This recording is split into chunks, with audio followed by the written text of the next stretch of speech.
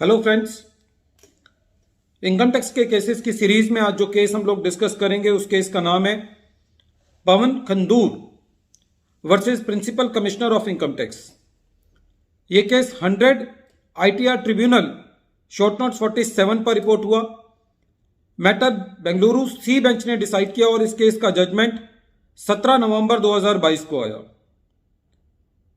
यह case assessment year 17-18 से related है और इस केस के अंदर डिमोनेटाइजेशन पीरियड की वजह से एसएससी का केस कंप्लीट स्क्रूटनी में पिक हुआ। एसएससी से सेक्शन 142 सब सेक्शन 1 का नोटिस भेज करके एसएससी से जो भी कैश डिपॉजिट हुआ था डिमोनेटाइजेशन पीरियड में उसकी एक्सप्लेनेशंस मांगी गई। एसएससी ने अपनी सारी एक्सप्लेनेशंस दी।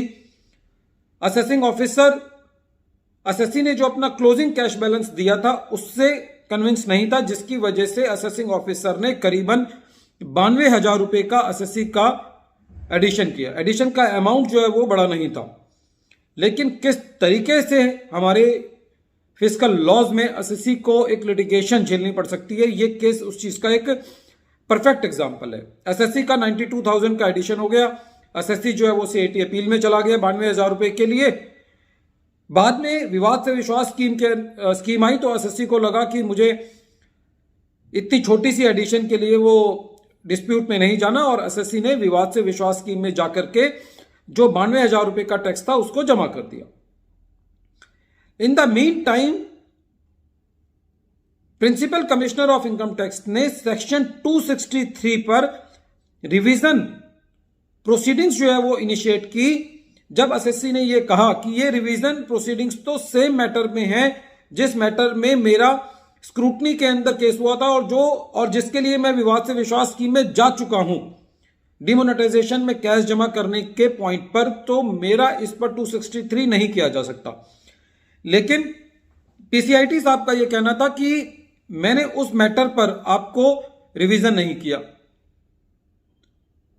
जब हम विवाद से विश्वास स्कीम को पूरा देखते हैं तो उसके अंदर यह बात कही गई है कि जिस मैटर के लिए एसएससी वीएसवी में चला गया है उसके लिए उसको इम्यूनिटी मिलेगी, उसके अलावा उसको किसी और पॉइंट पर इम्यूनिटी अवेलेबल नहीं होगी। बाकी इनकम टैक्स की प्रोसीडिंग्स जो है वो वैसे ही अवेल करेंगी।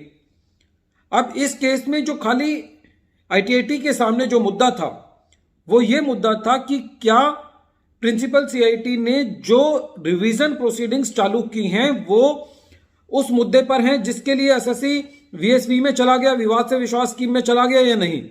तो जब आईटीआईटी ने सारे असेसमेंट ऑर्डर को 263 की रिवीजन के पेपर्स को और एसएससी की सारी डॉक्यूमेंटेशन को देखा तो ये पाया कि जो रिवीजन 263 के अंदर शुरू की गई है वो उसी मुद्दे को लेकर के है जो मुद्दा एसएससी वीएसवी में चला गया है। तो आईटीआईटी ने यह कहा कि इस केस में सेक्शन 263 के अंदर प्रोसीडिंग्स को चलाना कानून के दायरे में नहीं आता।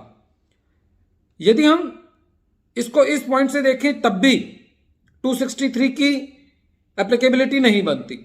और यदि हम ये देखें कि 263 कब लगता है, जब कोई असेसमेंट ऑर्डर इरोनियस और prejudicial to the interest to the revenue होता है। Prejudicial to the interest to the revenue का तो मोटे तौर पे मतलब यह है कि जहां पे टैक्स का नुकसान हो रहा है गवर्नमेंट को वो prejudicial to the interest to the revenue है। बात आती है इरोनियस की, तो इरोनियस की डेफिनेशन में यह आता है कि यदि proper inquiry, adequate inquiry assessing officer ने की है ड्यूरिंग द असेसमेंट प्रोसीडिंग्स, तो चाहे वो order prejudicial to the interest to the revenue हो या ना हो, यदि असेसिंग ऑफिसर ने क्वेरी की और एसएससी ने उसका पूरा डेलिब्रेशन दिया, प्रॉपर इंक्वायरी हुई, तो उस ऑर्डर को यह नहीं कहा जा सकता कि वो असेसमेंट ऑर्डर जो है वो इरोनियस है।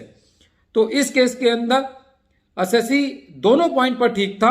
पहली बात तो एसएससी जिस मुद्दे पर एसएससी विवाद से विश्वास स्कीम में गया था उसी मुद्दे पर 263 किया गया था, तो पहली बात तो वो उसी पॉइंट पर डिपार्टमेंट जो है वो ठीक नहीं था।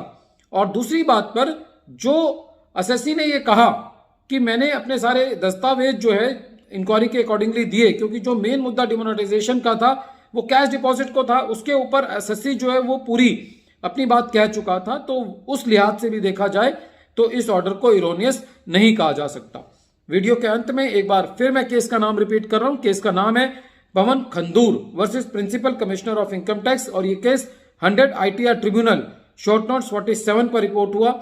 मैटर बेंगलुरु ITAT की सी बेंच ने डिसाइड किया और इस केस का जजमेंट 17 नवंबर 2022 को आया। Thank you friends.